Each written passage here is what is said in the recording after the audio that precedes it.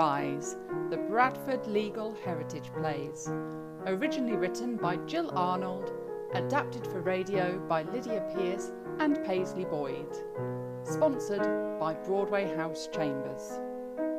The All Rise radio plays are based on court reports of cases heard in Bradford throughout history. This episode features 2 cases from the turn of the 19th century.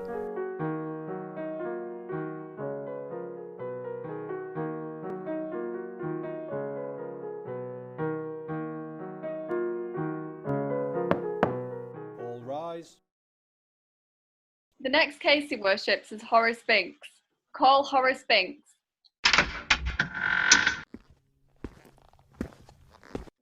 Horace Binks, repeat after me. I swear by Almighty God to tell the truth, the whole truth, and nothing but the truth. I swear by Almighty God to tell the truth, the whole truth, and nothing but the truth. Give me your name and address to the court. Horace Binks. Speak up, man, I can hardly hear you. Horace Binks, 38 Pitt Street, Bradford. Horace Binks, you've been charged with obtaining and attempting to obtain various sums of money from 3 Bradford households. How do you plead? Guilty. What was that? Guilty, sir. Your worships, do not be fooled by the innocuous appearance of the man you see before you today. He has, without doubt, behaved in an unscrupulous, immoral and fraudulent manner. On the morning of November the 6th, Horace Binks, a former labourer, took it upon himself to swindle sums of money from 3 unsuspecting Bradford householders. His trick was to send a note to the house by way of an errand boy, asking for money to be sent to the works where a certain member of the family was employed. The note would state that the person concerned had got into a little trouble at the works and needed 5 shillings for their release. He is before you charged with 2 counts of fraud and 1 attempt, as Mr. Binks was outwitted by his 3rd potential victim, Mrs. Skidmore, who became suspicious of the situation and sent for Detective Moans. Mrs. Skidmore is here today, sir, along with Detective Moans and the errand boy, Jimmy Wigstaff, who delivered the notes. Very well, let's have Detective Sherlock Moans in and this boy. Call Detective Moans and Jimmy Wagstaff.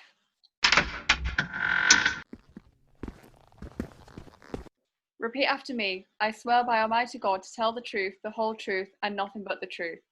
I swear by Almighty God that the truth that I will tell will be the truth, and it will be the whole truth, and it will be nothing but the truth, your worships.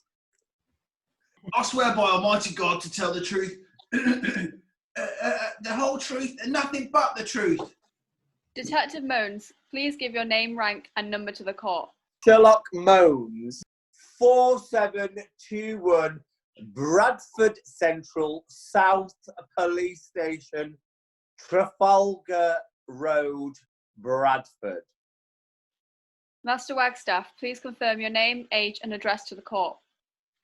Jimmy Wagstaff, aged 8, 32 Stock Street, Bradford. Excuse me, how old did you say you were, Master Wagstaff? 8, sir. 8. Now, my eyesight isn't what it used to be, boy, but do you have a beard? No, sir. I've just had a tough life. You see, there's me and my 15 siblings all living under one roof. And Dad works 27 hours a day at mill, and Mum can't afford socks for all of us, so we have to take turns with the family sock. Family sock? Yes, sir. You know, when I was a lad, we dreamt of having a family sock. Every morning I'd walk 15 miles barefoot to get to the carriage stop. And when that carriage arrived, I had to pull it all the way to Keighley for the wages of 1 lump of coal a week. Oh, Mr. Chair, sir, my 23 siblings and I can only imagine the luxury of going to sleep at the end of the week with our bellies full, stuffed with 25th of a lump of coal. Halt, everyone. We're not doing this again. This is a court of law. Come up with your own material. Quite right, thank you, Clark. Now, Mr. Beaumont, for the defence, do you have anything to add before we hear from the witnesses? Your worships, can I just say that although Mr. Binks is guilty of deception, at no time did he involve Jimmy Wagstaff in his clandestine and underhand plan, other than to use him as a message boy. Jimmy Wagstaff was totally innocent and unaware of the shameful situation he'd been placed in. In fact, it was him, your worships, that informed Detective Holmes, and consequently, the defendant was apprehended. Thank you. Mr. Beaumont, maybe perhaps we could move on now. Master Wagstaff, please tell the court about your first meeting with Horace Binks on the 6th of November. Well, sir, I was at the dog track. Sorry, I meant I was skimming stones at the canal when Mr. Binks, came up to talk to me. Had you met Mr. Binks before that day? Oh, yes, sir. I'd seen him a few times. Sometimes he'd ask me to run errands and he'd give me a penny at the end of the day. So what happened on November the 6th? Mr. Binks gave me a note to deliver to this woman's house. He said, just knock on the door, give him the note and wait. He said he didn't want to go himself because it was, delicate matter, and he didn't want to embarrass the lass that owned the house. How many houses did you deliver notes to that day? 3 in total, sir. And what happened at the first 2 houses you were sent to? I'd hand the note to the woman of the house. They would read it, usually get a bit flustered, then leave me waiting on the step for a few minutes. When they came back out, they'd give me some money, then I'd give them money to Binksy, and he'd give me a penny. So what happened at house number 3? I did just the same, knocked on the door, gave the woman the note, but when she read it, she grabbed my arm, pulled me into the house, and she started shaking me and asking me strange questions. Oh, she was dead angry. Then she pushed me out the back door and said, go get a policeman from the station and bring him back here. And if I didn't, she said she'd skin me alive. You're quite a strapping lad for 8 years old. What are you, 6'2"? How on earth did this woman overpower you? No, you've not spent much time on Tong Street, have you, sir? I was so terrified, I almost had to replace the family underpants. Detective Moans, what was the first you heard of this matter? I was on duty at the station with Jimmy Wagstaff, petrified, burst in through the main doors. He was sweating and out of breath. The charge deck shook when he dropped his head onto it, and I could see the sweat running down his hairy neck. He said, there was an emergency at 12 Tong Street. It's 12 Tong Street, you can imagine. And if I didn't attend immediately, he'd be skinned alive. So what happened then, Detective? I tried to ascertain what the problem was, but Jimmy was out of breath and he was in a state of shock. And all I could do was follow him back to the house.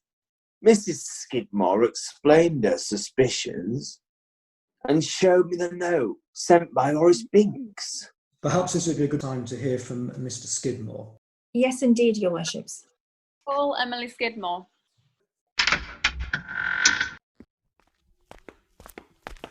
Emily Skidmore, repeat after me. I swear by Almighty God to tell the truth, the whole truth, and nothing but the truth. I swear by Almighty God to tell the truth, all truth, and no but truth. Please give your name and address to the court. Emily Skidmore, 12 Tong Street, Bradford. Mrs. Skidmore, on November the 6th, you were summoned to the door by Jimmy Wagstaff. Is that correct? Aye, that's right, all right. There was a knock at the door, and when I answered, young Jimmy Wagstaff, a man of pensionable age, was stood there. And did he present you with a note? That I did. Would you please tell the court exactly what the note said? Well, it said that my husband, John, was in trouble at the factory. He turned up to work drunk, stolen, then eaten the foreman's pork pie, and then he fell asleep at his post.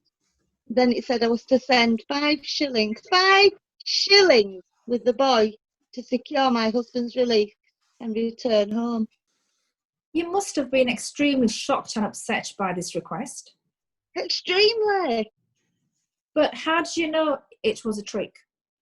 Well, I knew that couldn't have been my John. You see, he doesn't drink and he doesn't like pies. But couldn't this have been a one-off? And he's dead. Are you sure?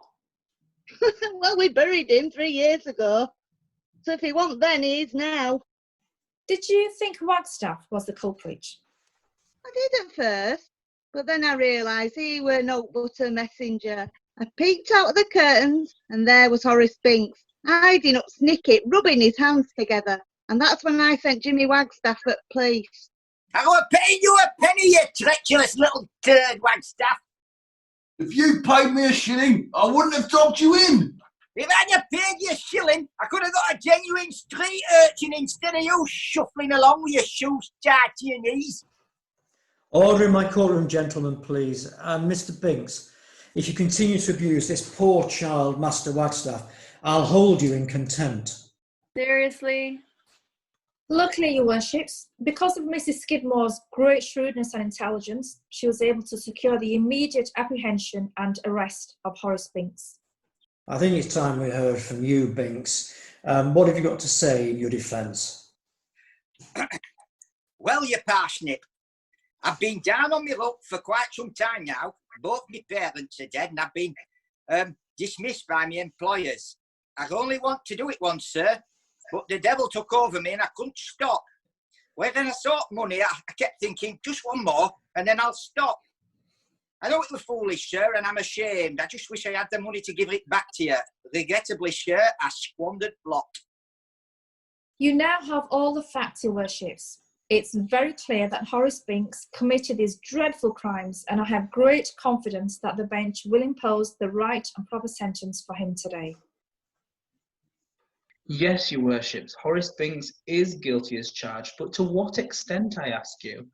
You can see how remorseful and pathetic this man who stands before you today. I ask you sincerely to take into account his personal circumstances and the fact that he lost both of his parents, making him an orphan. He has no employment or secure future to look forward to, but he does realise he's made a mistake and is very, very sorry. I ask you to look kindly upon Horace Binks today when making your decision. Thank you. We listened very carefully to all the facts of this case, and quite frankly, we feel your behaviour has been deceitful, sneaky, and abhorrent. You deliberately duped and swindled innocent people out of sums of money that they could ill afford by putting them in a fearful and vulnerable position. Horace Binks, we therefore sentence you to 9 weeks hard labour. Take him down. Our next cause, your worship, is Samuel Todd and Rose Todd. Call Samuel Todd and Rose Todd.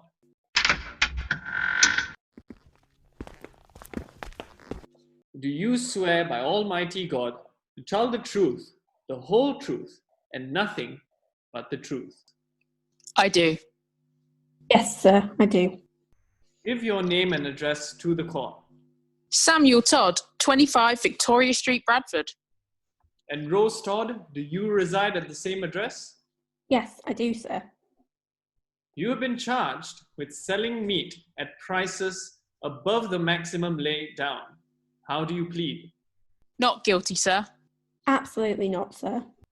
Your worships, Mr. and Mrs. Todd own their own butcher's shop. It was established many years ago and is famous for its fine quality meats and homemade pies. Wonderful. So today you'll be telling us about Todd's dodgy meat pies. Who's after lunch? Jonathan Harker suing his employer for the return of one soul misplaced whilst on a business trip to Transylvania? Will we be ruling on a case of bigamy between Dr. Jekyll and Mr. Hyde, marrying the same woman? Not at all, sir. Those cases are listed later in the week. On with the matter in hand, the Todds. About 2 weeks ago, a senior member of the Ministry of Food was on duty in the Eccleshill area. He was making random checks of certain butcher shops and also checking the vans in which their meat was delivered. When Mr. Todd's van was stopped by officials on Factory Road, of the 47 parcels in it, 19 were found to be overcharged. The parcels and their contents were marked up ready for selling at an unfair and inflated amount, and certainly not in line with other meat outlets in the area. Your worships, we have 2 witnesses here today to give evidence. Mr. Jackson, a senior food inspector, and Mrs. Smith, a regular customer of the Todds establishment. Yes. Please invite them in. Call Edward Jackson and Sally Smith.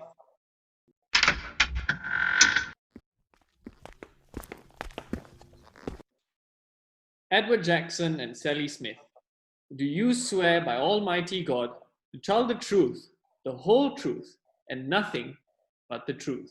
I do. Yes, I do. Mr. Jackson, you work for the Ministry of Food, is that correct? Yes. And can you tell the court what happened on the day you inspected Todd's delivery van?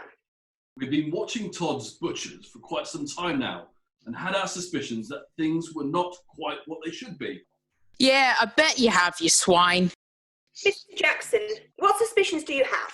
Compared Todd's with other butchers in the area and noticed their fluctuating prices. So what happened when you stopped the van? We discovered cuts of meat that had been overpriced and cuts of meat that had been trimmed, rolled and presented in such a way they were unrecognisable. In what way?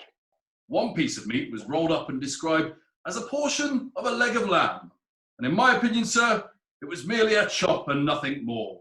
There were spatchcock chickens that looked more like distressed pigeons, and I don't tell you about the state of his giblets. Forgive me, Your Worship. Mr. Jackson is a food inspector, not a butcher. No disrespect, sir, but he knows no more than you about actual butchering or cuts of meat. This is utterly spurious. I've been a food inspector for over 12 years. I know the difference between a chop and a leg of lamb. The defence will seek to dispute Mr. Jackson's expertise in this area, Your Worship. We have good reason to believe that Mr. Jackson is in fact a vegetarian and couldn't tell a shank from a flank or a ham hock from a pork chop. This is a serious allegation, Mrs. Gilmore. As you well know, vegetarianism has been a blight on our city for a number of years now. Between the Independent Labour Party, the suffragettes and the Methodists, it's becoming increasingly difficult to have a good time in our corner of God's own country. Even if I were a vegetarian, it would not in any way compromise my ability to carry out my duties as a food inspector. Ah, so you admit it. The defence requests that the court take into account Mr. Jackson's vegetarianism when assessing the weight to give to his evidence. Wouldn't be the first time the weight of Mr. Jackson's contribution has had to be reassessed. He's a cheat and a liar. Silence, everyone. Mrs. Todd, you will have your turn. Mrs. Allen, do you have any more evidence to give? Yes, just one more. The prosecution turns to Mrs. Smith. Mrs. Smith, you are a regular customer of Mr. Todds, is that correct? Oh yes, for many years. And is it true that you have always been fully satisfied with the produce you've purchased from Mr. Todd? Well, historically, yes. Mrs. Smith, tell the court about the cuts of meat you purchased from Mr. Todd's butchers. Yes, of course.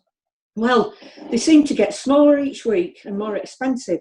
Sometimes I couldn't tell which cuts were which, and they always weighed more in the shop than they did at home. It's correct that you are quite tall, Mrs. Smith, 5'10", and as a tall person you have relatively long arms and long legs, etc. Yes, that's correct. And the counter at Todd's Butchers, it's around chest height, isn't it? Yes, that's true. And it's a fact that things look smaller the further away they are, isn't it? Oh, yes. Well, I suggest, Mrs. Smith, that it's not that the cuts of meat were smaller when you got them home. The difference was that you were now holding them in your significantly long arms, making them further away from you and therefore appear smaller. Is that correct? Well, one further question for you, Mrs. Smith. How do you feel about women obtaining the vote? I would think that they can't do much worse a job of voting than the men can. Ah, a suffragist, Mrs. Smith. I ask that the court also take this into account when assessing the weight to be placed on your evidence. Excuse me, if I can return to my questions for the prosecution. So you were dissatisfied with the produce sold to you? I was very dissatisfied. Mr. Todd, can you explain to the court why the meat prices in your shop appear to be higher than those recommended? We sell quality product, and that quality means a higher price. Todds Butchers is a reputable establishment and was founded by my grandfather over 50 years ago. In addition, we have won multiple awards at the Bradford Agricultural Show year on year, all except this year. This year we were blooming well robbed. Our pie has taken best in show for 10 years running. Always the same recipe, made with love, care and the best cuts of meat. But not this year. No, this year best in show was awarded to one Mr. Jackson and his ridiculous world's largest courgette. We know your devilish ways, Mr. Jackson, and that was never a courgette. It was a marrow, and you know it. And I saw you leaning on the scales when it was being weighed. Well, you know all about leaning on the scales, Mr. Todd. Gentlemen, please. I will not have my courtroom turned into a shouting match. Besides, we all know it's not the size of the courgette, but what you do with it that counts. So, Mr. Jackson, what did you do with it? After the show, I made it into a vegan stew, which was served at my local Methodist meeting, sir. Steward, take Mr. Jackson down for contempt of court. Everyone else, is there anything else to be said in this ridiculous case? If I may ask my clients about the preparation of their cuts of meat. Mr. Todd? You see, a lot of my customers do not like the fat, so I've had to trim certain cuts of meat in order to satisfy their request. But because of that waste of fat, I've had to compensate in some way, which means rising the prices when I do to meet the loss of weight of the meat. Otherwise, I'll be giving out more meat by the pound and left to trim any remaining fat off my own earnings. I wasn't happy about doing it, but I am a businessman, and I have to feed my family. Man cannot live on pie alone. Blatant robbery, I say. Mr. Todd is a very successful business here, but he has taken it upon himself to set his own price level. He is not in line with other butchers in the area, and he's disregarded any prices laid down by the Ministry of Food. His excuse of trimming the fat? Nonsense. He has deliberately misled this clientele and rolled and disguised his meat in such an extent and even an everyday chop was hard to recognise. Your worships, this is a case of wicked deception, and they have taken advantage of the good people of Bradford. Therefore, they must be punished accordingly. Your worships, perhaps mistakes have been made. Perhaps Mr. Todd was a little naive to think that trimming off the fat and adjusting prices was the correct way to stay in business. But this was not underhand or malicious. Please, your worships, would you take the good character and reputation of Mr. and Mrs. Todd into consideration when making your decision, and accept that they have made a small error in judgment, but allow them to continue with their business with perhaps just a stern warning? Let the bench deliberate on this matter before we give our final decision.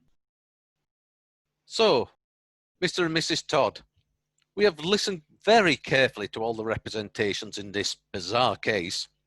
It seems you have a thriving and profitable business.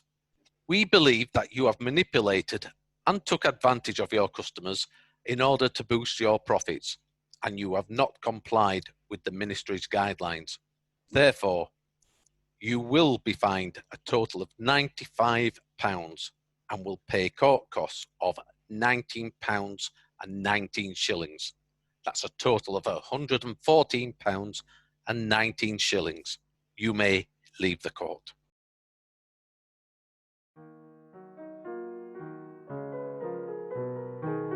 You have been listening to All Rise, the Bradford Legal Heritage Plays. Originally written by Jill Arnold, adapted for radio by Lydia Pearce and Paisley Boyd. Original music by Eric Linfoot. Sponsored by Broadway House Chambers. The plays are based on court reports of cases heard in Bradford throughout history. In Doorstep Fraud, the chair was played by Andrew Galliford Yates. The prosecutor by Nasreen Karim. Defence, Jodie Beaumont. Clerk to the court, Hafsa Hussain. Defendant Horace Binks, Mark Baxendale. Complainant Emily Skidmore, Ali Coward. Witness Jimmy Wagstaff, Paul Canfield. And Detective Momes, Saf Salem. In When is a Chop, Not a Chop, the chair was played by Ben Palauzi. The clerk to the court, Madhav Singh. Prosecutor, Diane Allen. Defence, Danielle Gilmore. Defendant Samuel Todd, Paisley Boyd. Defendant Rose Todd, Holly Gervin. Witness Mr. Jackson Food Inspector, Paul Canfield. And witness Mrs. Smith, Vicky Reynolds.